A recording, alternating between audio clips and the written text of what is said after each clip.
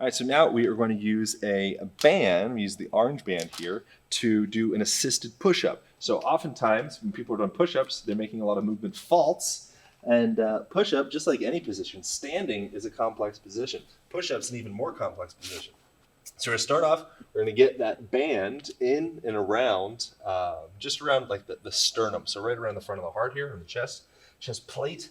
And we're going to come down into this plank position, really actively driving the index finger down on the ground, actively driving the thumb down on the ground, really punching those toes down on the ground.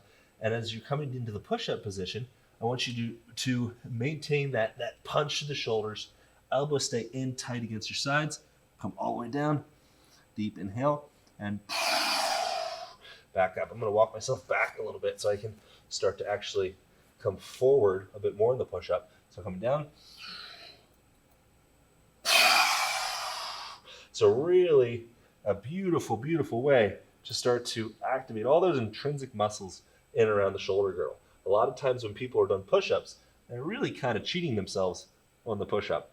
And so this is a beautiful way, if you don't quite have the strength yet in the shoulder girdle, in the midsection, and this is a gorgeous way to start to feel what it feels like to do a really strong, perfect, in quotations, push-up before you have built up that full strength. So you start off with a heavier band like this, and then you can move down into the red band, into the black band, eventually yellow band, eventually no band, and then you'll have a bomber push-up where you're really strengthening the shoulder girdle as opposed to just practicing compensatory patterns.